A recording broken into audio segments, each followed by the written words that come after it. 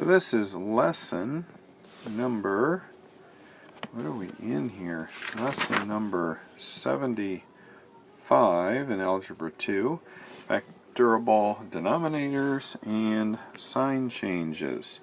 Alright, basically in this lesson you've done both of the things that we're going to do. Factorable denominators and sign changes. We're just going to do them all together. One of the things that you learned as far as sign changes go, or sign changes, is, if you remember, I mean this is last semester,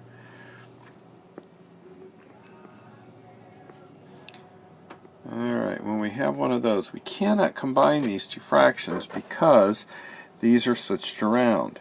They've got the same numbers and letters, it's just they're in the opposite order. So we need to make this one an x minus 5. So in order to make this an x minus 5, notice what happens. The sign of the x changes from a negative to a positive. The sign of the 5 changes from a positive to a negative. We can do that as long as we change that sign. Okay, so we're going to change that sign to a negative. Now we have 3x plus 2. I'm going to put these in parentheses over x minus 5. Okay, and now that I have that, I can keep going here and get 3x plus 2. Come on, right pen. Minus x plus 3. Notice this negative goes on this and on that over x minus 5. We combine like terms and we're done. Alright, so that's the hard part of this whole lesson, is just remembering to do that part of it that, you know, like I said, we've done in the past. Alright, so let's take our first example we have. We have an x plus 3, and that is over x squared minus x minus 6 minus 3 over 3 minus x. Alright, so the first thing we're going to do is we're going to factor our denominator here. And that's always the first thing you do. You just factor is your first step here. So let's go ahead and do that. Two numbers multiplied together give me 6 added, give me a negative 1. So that'll be a negative 3 and a plus 2 minus 3 over 3 minus x. Alright, so notice what I have. I have an x minus 3 and a 3 minus x. We're going to want that to be an x minus 3.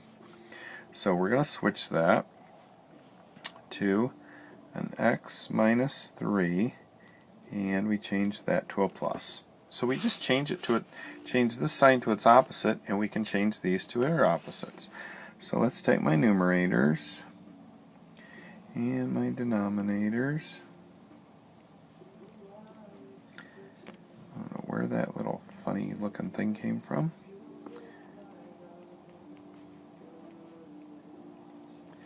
Now I can't combine these unless I have common denominators, and I don't. I've got an x minus 3 here and an x plus 2, but only an x minus 3. So I want an x plus 2 over here, so I have a common denominator. But remember, whatever I do to the bottom, I do to the top. So now let's move everything up. Crud, not everything is moving up. Real nice and sweet there. Alright, so in yellow here we have x plus 3 plus 3x plus 6 all over x minus 3 x plus 2. Combine these, and we have 4x plus 9 over x minus 3 times x plus 2. And at that point we're done. You could do the FOIL and multiply those out and get x squared minus x minus 6 if you wanted to, but there's really no sense in doing that. Okay, let's look at the next example, 75.2, I think it is. And we'll give that one a shot as soon as I erase all this junk. Okay, so we have x plus 7 over x squared plus 2x plus 1 and that's subtracting 3 over negative 1 minus x. Alright, so let's factor that first.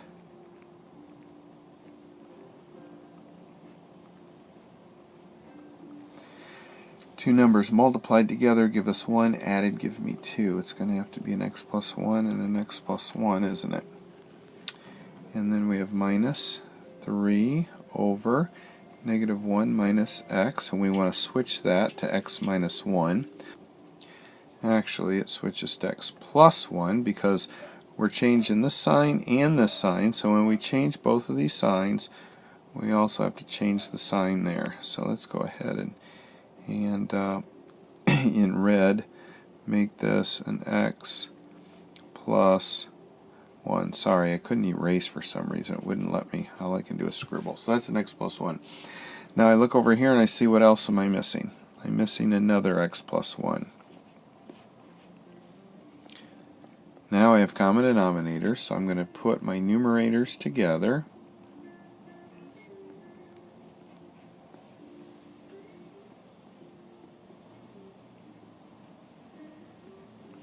Okay, let's combine things here.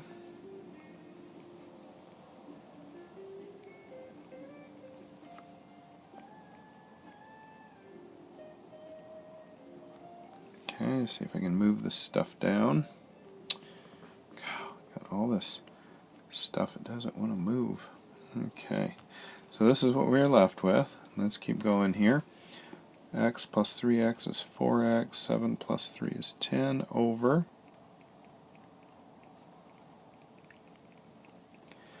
that. And that's what I get for an answer. Alright, let's do another one. Let's do the next example here. And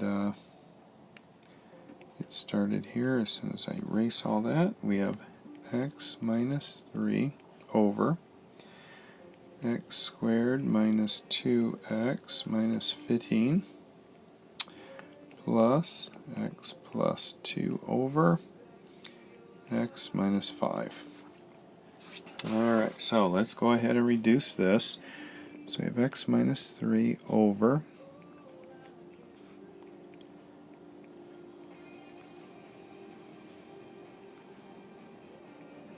okay.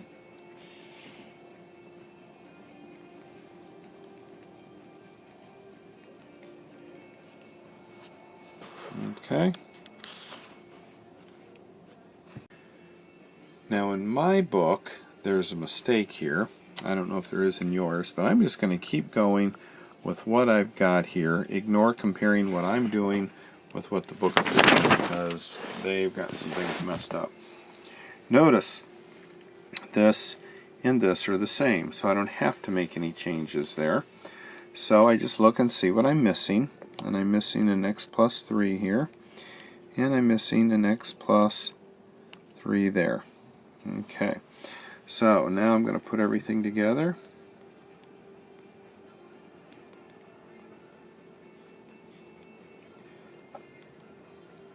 And I love using these grouping symbols. It keeps everything together. If I did not use these grouping symbols, it'd be real easy for this to just wonder what I do. You might have x plus 2 and then this, and so it'd be x plus 2x plus 6. And that's not what it is. It's everything on here multiplied by x plus 3. So that gives me x minus 3 plus, and we do the FOIL method,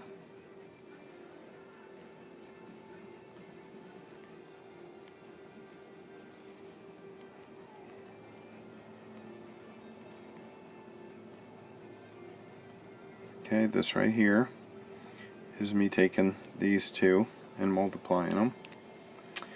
Alright, so let's see if I can move everything up and out of the way. That wasn't too hard. We're just interested in the red here. So we get, I'm going to put it in the right order. I'm going to put the x squared first, put this and this together, negative 3 and a positive 6 over